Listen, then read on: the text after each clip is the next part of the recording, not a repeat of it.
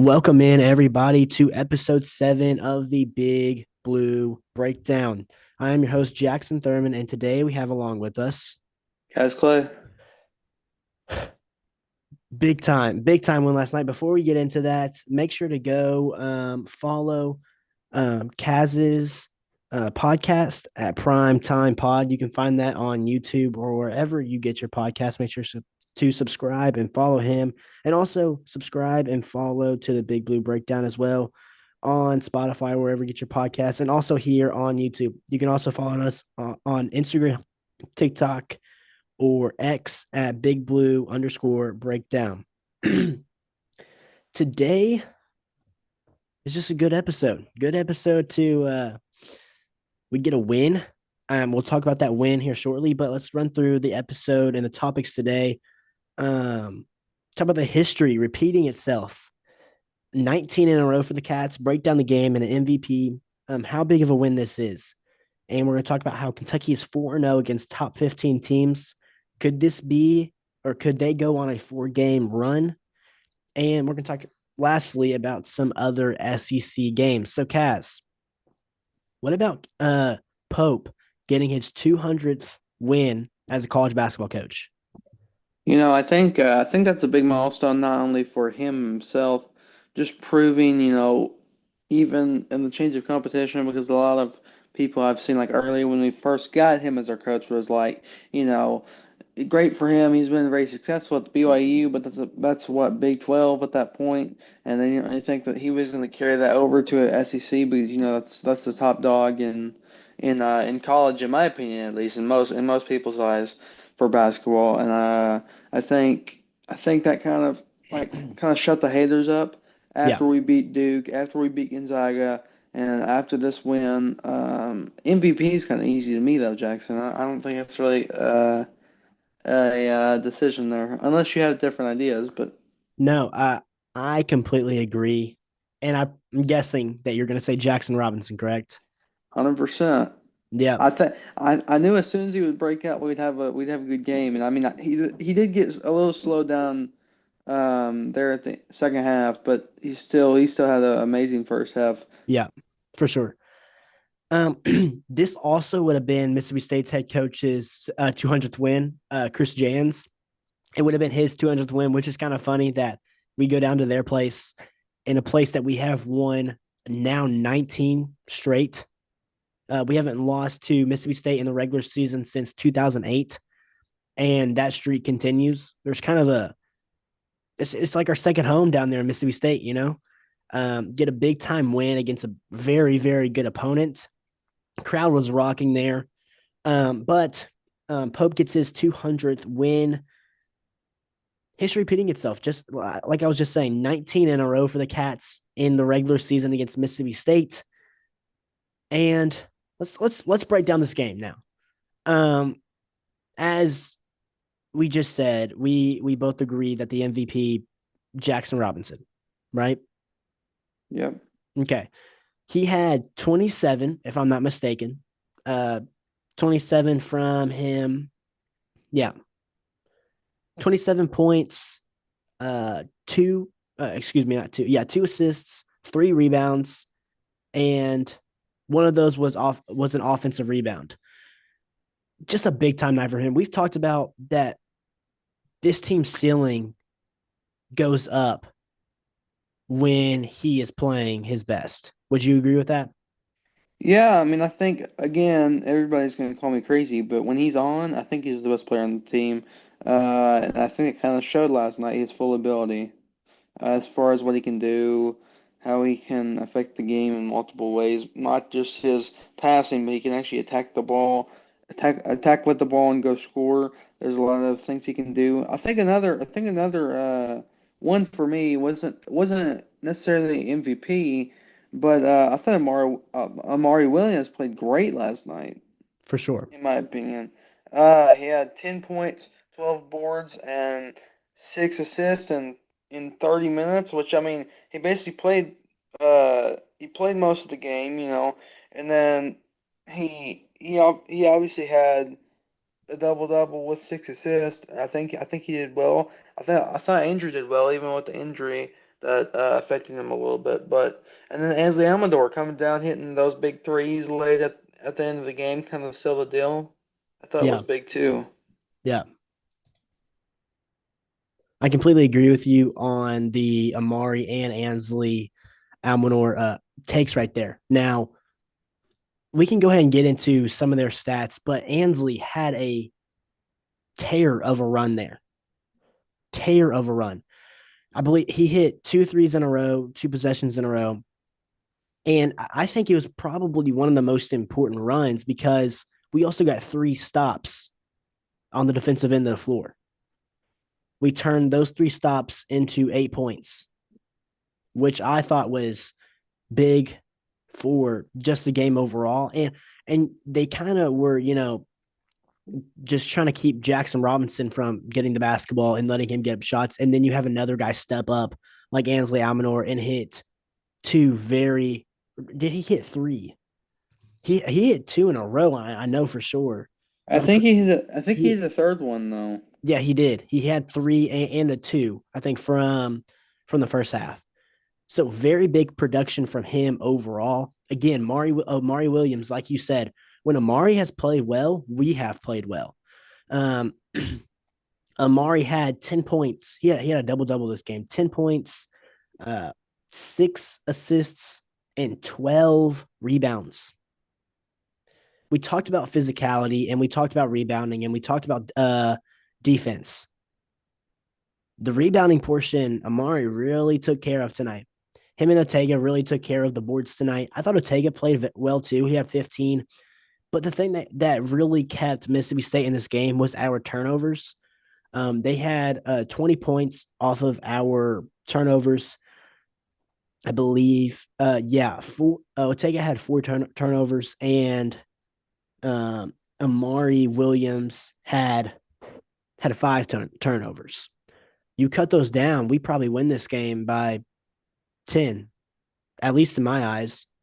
Because Yeah, you cut those down, I believe I think we'll be fine in that department because it hasn't been a problem all year long, except for these last couple of games. Hopefully that stops, but it didn't really matter in this game because we come away with the W. yeah, I think even looking at the box score, like Kobe Brea, which I mean, again, Ortega and Jackson picked up the slack along with Amari and Andrew. I thought Andrew played really well, definitely off like an injury kind of with his back or something going Yeah, on. So with him being that productive, but like Lamont, if you look at Lamont, he shot what, 4 for 12, 2 for 3 from three, had 10 points, but not great efficiency shooting. And then Kobe Brea was 1 for 6, 1 for 5 from the 3 point line. Only had 3 points and in 17 minutes. So I yeah. mean, they kind of had to pick up the slack there, but I thought they did a good job as far as filling that void. I totally agree. Before the game, Andrew Carr was a game time decision. He didn't even practice, I think, for most of the week because of his back problem. Even in timeouts, he had to stand for his back to be okay. He always had a back brace on and everything like that. It still ended up starting 21 minutes, 5 of 8 from the field, 1 of 2 from 3 point land, 2 of 2 from free throws, had 13 points. Very good production from somebody that was a game time decision, especially. He had a multiple AM1s, which were huge for this game. He had two AM1s in this one, and one of them was pretty big with the fact it was a close game at this time. So I really thought that he played well um, from the fact that he was a game time decision coming in. On what were your thoughts just on the production that you got out of him with being a game time decision? Well, Jackson, here's what I think. Oh, it didn't work. That would have been funny. That's what I think. But just in general, W. I thought we played really well. Yeah. Just as far as team in general, I thought we executed even with some of our guys not playing as productive within Lamont and Kobe. They didn't look as hot as they have been. Yeah. Um, but I think still we played a pretty good game of basketball. I mean, I thought second half. Jaxson was able to find some other guys open, and that three before the half with Lamont was Lamont, big, yeah, just with the momentum that brought into the half. yeah, I'm for pretty sure. sure what that put us up 5 instead of 2 or something. Yeah, Even those 3 points right there, I think kind of helped us out a little bit going into the half and momentum wise, everything else. yeah. Kentucky was up by 5. You're correct at the half, 49-44. And that's kind of been the problem all year. We've kind of got ourselves into holes in these bigger games that have came back. But this game, we kind of controlled the entire time. Not that, I mean, because Mississippi State had their run. They came back. They had like a 6 point drive at one point from an AM one. Drive. Yeah. Yeah. They hit a three. We had a foul, 6 point possession, I mean, and then they threw the Oh, ball in. I was like, we're not talking about football. Yeah, I don't want to suffer. But yeah, yeah, I mean, that was they took the lead by 2 right there, but we were still able to calm the storm and take back the lead. Ansley Amanor was a big part of that right there in that kind of that stretch right there. Lamont Butler had 10 points tonight. One big stat that I thought was a huge thing for him, he had 8 assists tonight. I mean, last night, excuse me. Very, Yeah, very good production from him. Even though you didn't get the amount of points that you usually get from him. Now, 10 points, I mean, double figures there. I thought very solid from him. His presence on Josh Hubbard tonight was big. That was one of our keys coming into this game was really you have to slow down Josh Hubbard. And I thought Lamont Butler was a great at doing that in this game. Now, Kobe, you didn't get the thing from Kobe Brea, but you had other guys step up. Jackson Robinson stepping up. Otega Owe again playing efficient basketball. Playing, I thought him, Otega Owe, and Lamont were very good at attacking the basket in this game. They got to yeah, the foul line. I thought Otega had multiple times that he went to the foul line. I think, yeah. He went to the foul line 6 times. yeah. He went there. He went there a decent amount. I think just in general, when we did have some guys that didn't play as productive, we had guys that could step up and fill those spots where we weren't able to score the ball. Like Yeah. I felt like in the first half it was kind of all of the Jackson show, and then after we kind of got going, he kind of was trapped up, so he set some other guys up for some good shots. Yeah, and that's what's so good about this team. We're so deep at not really every position, but anybody on this team, really, we have the depth to score. A lot of these players can hit threes. Lamont Butler can knock down the open three. I mean, Brandon Garrison had a three tonight. He didn't play that much, but he had a three. Ainsley Almanor, you've seen the production from him. I thought Travis Perry honestly played pretty good in this game. There was a Yeah, can we please get horrible foul Travis call. Perry some more minutes, please? Mark Pope, can we please get Travis Perry some more minutes? Or yes, please. That would be amazing because I I just think think it's he how good Lamont's been playing. Well, yeah, I know it's due to Kirk Creasaw's injury, but I think he's been playing really well when he's Yeah. came in and filled those minutes, when he needs a break. Yeah, he hit a nice three, a hustle rebound. Are we going to talk about the terrible call on him where he got hooked and went to the ground? They called it AM1 on Josh Hubbard. Yeah, I know, and they called the continuation after the fact. I was like, Yeah, I've that's an never seen NBA that. call right there. I was like, maybe in the NBA, but not in college. I've never seen that called. And then they called a carry on Josh Hubbard too in this game, which you never see that now. You can call the announcer said you can call a carry basically anytime down the floor now, Yeah. but they don't. It's just very good. I mean, Jackson Robinson, my gosh, so good to have him. You have now I feel like with Jackson Robinson breaking out, you have so many guys each night that can give you 20. You know, another Yeah, guy there's can at least step one up. guaranteed. There's a Here, if we get this Timu ad off of here,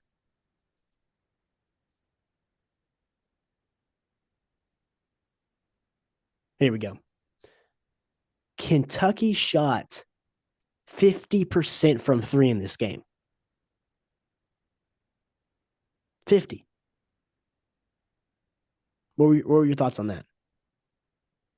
Well, I think if you're shooting that consistent from the 3-point line, obviously you're going to score a lot more points. I think that was one of the big things was I feel like we were a little rim aggressive the last few games. I could be wrong, but I feel like a lot of offensive rebounds we got back. We kind of either guaranteed a putback and we didn't really look for any arc threes, which I know if we're not making them, then don't look for it. But it didn't really seem like we were taking them either.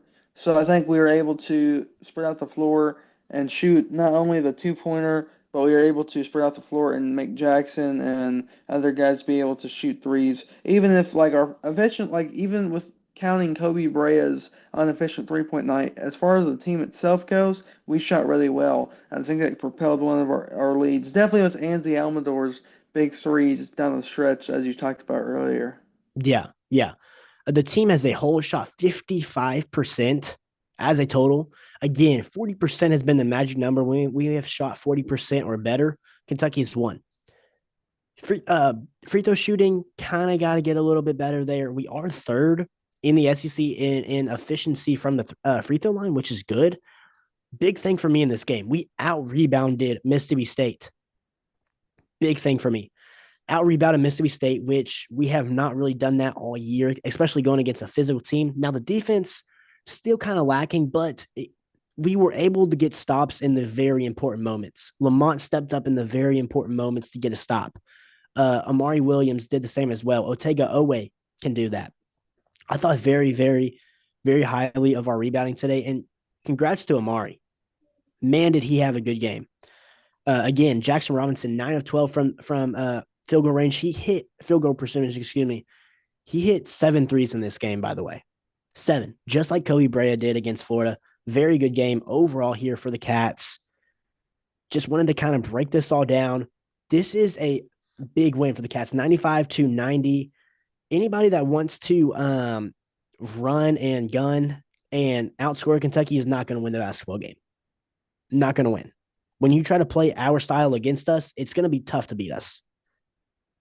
Yeah, the only thing I would like, I mean, I like everything on that set sheet, which it's kind of picky and kind of extra, but I always think there's room for improvement for one thing. I think that is actually offensive rebounds. I don't think Yeah. that is one thing that I think we do lack. As far as getting defensive rebounds, we do really well.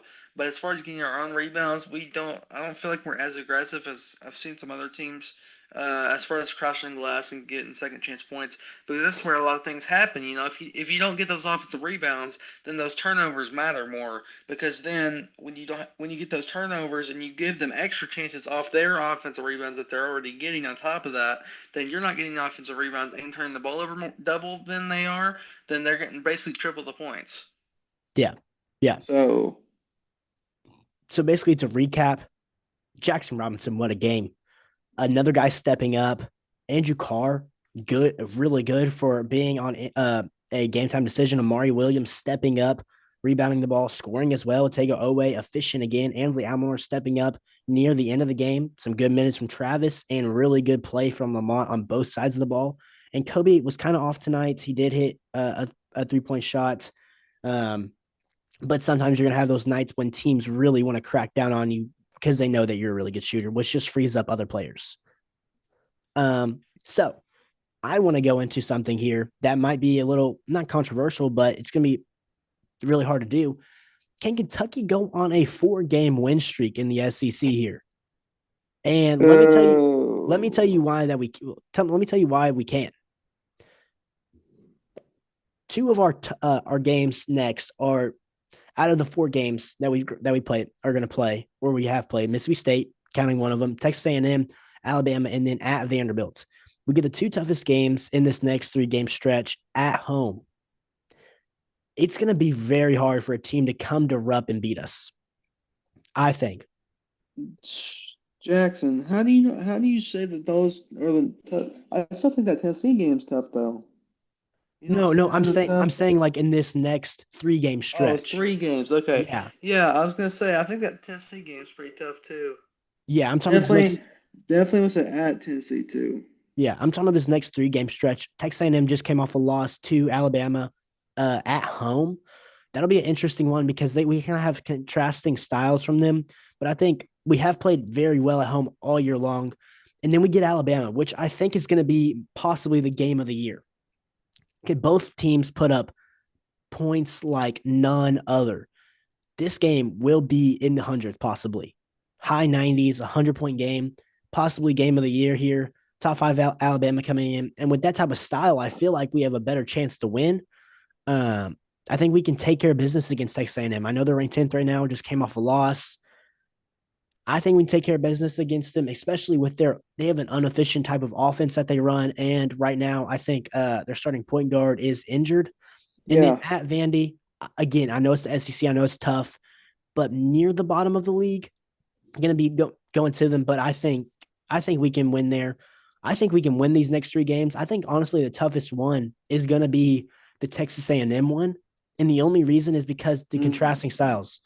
Texas A&M is a very good offensive rebounding team and very tough and gritty, and that's the teams that we've struggled against. And Alabama is just like us, and that's the teams that we have really excelled against. Well, the only counter to that is, um, I think if correct me if I'm wrong, but Wade Taylor's still out for A&M, which Yeah, no doubt they're still an amazing team. I think Vandy, like the home efficiency of winning in the SEC right now is very high. Um, as far as the home team goes, yeah, now we broke that and a few other teams did with some scares, but. I think the Alabama game, ESPN, I have a message. Can you please stop giving us noon games for very meaningful games, okay? I did not want to get up at 11 o'clock to watch Florida, okay? I wanted to wait till like 7:30, kick back, and have time. Okay, we need to figure that out. I don't like that. Anyways, off my ESPN rant. Um, I think the Alabama game out of these next three will be the toughest, just because Nato is such a great coach in my mind. yeah. I think he has a really solid team. Obviously, their point guard's solid. Mark Sears, Um, yeah, it's very solid, and it's gonna be a dogfight. So, it and is. then as far as the Vandy game goes, again, you look at home efficiency and winning in the SEC this year. I don't know the exact number, but it's really high. Yeah, So no matter where you go play, it's gonna be a tough game. As far as just going on the road in the SEC, it's not gonna be easy anymore. And yeah, that's why I say it's so key to win every game at home. And if you could take two or three on the road, that'd be nice. yeah. But you got to win every game at home. You do. And that's another reason why I think we have a good chance in the next two games. That's one of the reasons. Oh, before we go on to our next topic, I want to give a shout out to Cameron Matthews on Mississippi State. Man, did he have a game? 19 points. Man, that dude is big and physical. Can drive it to the basket and not a very good shooter, but shot the ball pretty well in this game. And one more thing before we jump on to the next topic, Amari Williams, I think went 5 of 6 from free throws. Very big from him, by the way. He's not a great free throw shooter, but coming up in the clutch moments there. So I think we can go 3-0. Maybe that's a different topic for a different episode, but I just kind of want to mention this. And before we get on to this, what do you think about Kentucky being 4-0 against top 15 teams? Well, again, I think that speaks to the prestige that Mark Pope is building in his own right. I Yeah, think, people coming in were like, great, you did really well at Big 12, but that's not the SEC. And to him, as the quote states, it just means more, And I think I'm dead serious. I know. Yeah, And I think that I think that speaks to how effective he could bring his own stuff over, but also adapt to the more spotlight that he brings. And it just makes it so much fun. I think he kind of rejuvenated the fan base a little bit just because he's kind of even about Jackson's interview on SVP last night. It was like we do this for the state, not just the players, and kind of just supporting the whole fan base and not just yeah, for like Cal. No offense, but Cal was kind of just like, hey, let's get these guys to the next level. Whereas I feel like exactly. Pope is more about winning now Yeah. than just, hey, let's make sure you get to the NBA next year. Well, that's what he's paid to do, Like that's what Yeah. he's paid to do. I love the mentality from the team so far. This team is very much a collective unit playing for the people. Would you agree? 100%, yeah, and I think that's one piece we were missing in the Calipari and the era, definitely at the end. I think it was. I mean, it's great to have guys that can go at the NBA, and I think the first few years with like John Wall and stuff that was great because they still wanted to win, and Yeah. even with like Davis, Bledsoe, Yeah. Boogie, all those guys. Even like But the then Bam as Adebayo, De'Aaron Fox yeah, team was very good. yeah, even like that. But like as we got closer to like the PJ Washington, Tyrese Maxey, all those groups. I mean, we knew they were higher, but then at that point, I think he kind of took it over and was like, "Hey guys, let's just make sure you get to the next level," and didn't Yeah. really care as much about the team itself. Yeah, I agree. I agree. Okay. So for the last little segment here, um, Auburn goes on the road and barely gets by a not great South Carolina team. Again, this shows how tough the SEC is. Even a bottom team like South Carolina competes with possibly the best team in the country in Auburn. But um, their big man goes out. Auburn's Janai Broom goes out with an ankle injury. It does not look good for him, but they scrape by with the win, 66-63. Again, this shows how wide open the SEC is. And then you have Vandy on the road at Missouri, 75-66. Missouri wins. Again, that home court advantage is a real thing. And then you got Florida taking down Arkansas to make John Calipari and the Razorbacks 0-3 in SEC play. John Calipari has never been 0-3 in SEC play ever. Or conference play ever. I'm pretty sure. They shot 30% from the field, which is just horrendous. Again, And they SEC is wide open. Good. and they still had it within 8 points. I mean, I said I think Fierro is carrying their team on their back, to be honest, Yeah, between him and DJ Wagner, but everybody else is kind of just there. Boogie Flynn didn't look as efficient in that game, and I think the guard play is kind of dropping off, where the forwards have to pick it up a lot more. I think Boogie Flynn was a good pickup for them off of Kentucky. Actually, I think he was going to come to Kentucky, he but was. he Yeah. was he was one of the guys that I was kind of looking forward to watching, but. Theo's kind of had to carry them on their back, and obviously one player can't do it, definitely in college basketball. So they've kind of had some struggles there. Anyways, go on. Yeah. And the last one is, I think it's just actually second to last one. Maybe not the, maybe the third to last one. Tennessee takes care of business at Texas, winning 74-70 in a tough one. A very big bounce back game from Tennessee because they got absolutely demolished at Florida. Florida. Yeah, and then Georgia picks up another ranked win at home. Maybe this that loss, Kentucky's loss to Georgia, doesn't look as bad now with their win against 17th ranked Oklahoma. LSU loses. No, I think that was a little bit ago. No, it was. Never mind. Ole Miss gets the victory like they should have. LSU might be the worst team in the SEC this year. And finally, Kentucky's two next opponents right here. Alabama pulls it out. It's going to be a really tough game against both of these teams. Alabama's on a roll right now. Mark Sears with 27 points. And with Wade Taylor being out, it's a pretty good game for Texas A&M. Bama pulls through and gets the W. What are your thoughts on just how open the SEC is this year, man? I think even if you look at besides LSU, I think any team in the conference could probably win the championship. I'm dead serious. Yeah. Besides LSU and maybe Vandy, What about I think South Carolina? anybody. I still think they're a solid team. I'm just Yeah. saying. I think now they're all probably dark horses. There's probably some clear cut favorites, but there's nobody out of it. I don't think. Even like the Arkansas of the world, I don't think they're out of it. So the doors open. The league's still rolling, and until we get into like deep of February, maybe I could start cutting some teams off. But I Yeah. think I think as of right now, we're gonna have to stick to pretty much leaving the door open.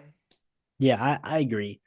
I agree. I think Kentucky's honestly in a really good spot right now. Send that 2-1, knocking off uh, uh, a really good team in Mississippi State on the road and getting that big win against Florida.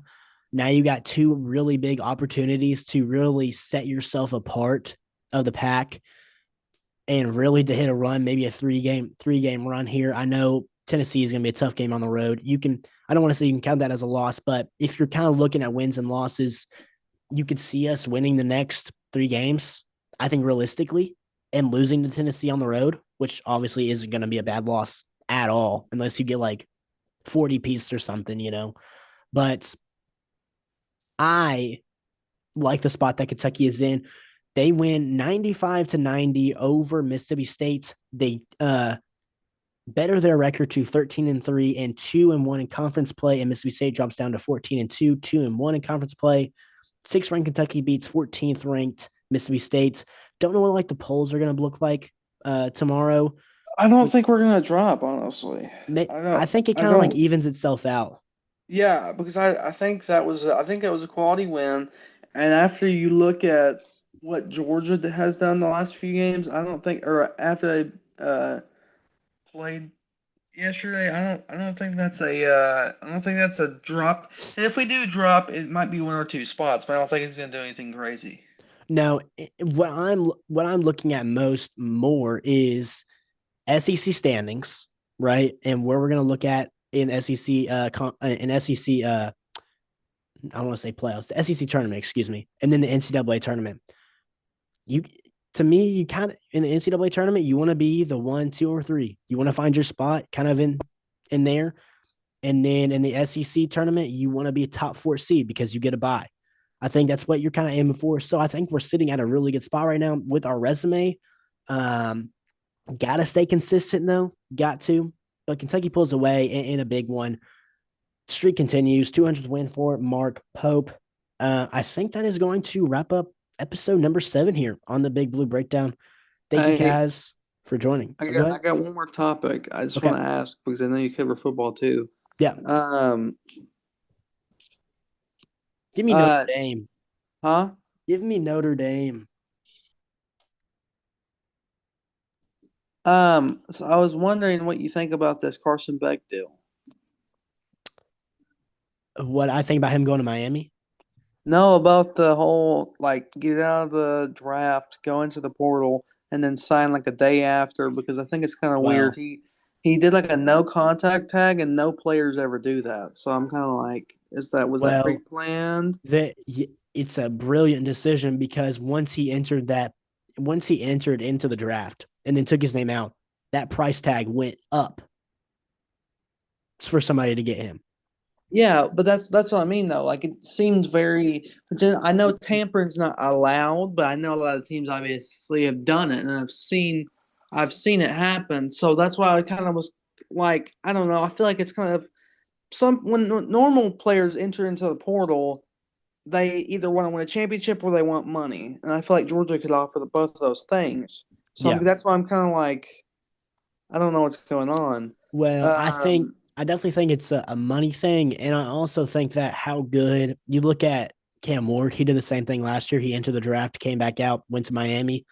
Um, just how good of the offense Miami or had this year. I know their defense was terrible, but I think it's a very QB centric type of offense, and that one that Carson Beck can excel in. I think he's the best player in the portal.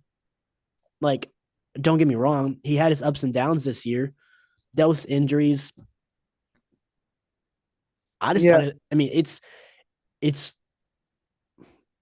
from our perspective, you don't like to see him enter the draft and then come back out because of money, but it is brilliant because once he entered and once he exited, that price tag just shot up, and now he's in a way better position for the money part, and he's in a good spot for a quarterback. no, I don't blame him getting out of the draft because I know his stock was going down, but Yeah. I didn't really understand the whole like get right into the portal and then like doing no contact. That's what I didn't really get was I'm like, did he predetermine that Yeah, move or probably. what was that about? Because it seemed like again when most players enter the portal, it's either about money or championships, and I feel like Georgia could offer both those things, and that's why I was kind of like I don't know if they're done and just want to move on to Stockton or what that was about. I think it was just more of Carson Beck. I mean, yeah, when with the no contact thing, it's a pre-made decision with the like where you're gonna go. But we're gonna have to wrap this one up. We got less than a minute here. Go look at Kaz's podcast. I've been on there a couple times. Very good podcast. Talk about local sports and all types of sports. Breaking them down. Primetime Pod, wherever you find your podcasts, on YouTube, wherever.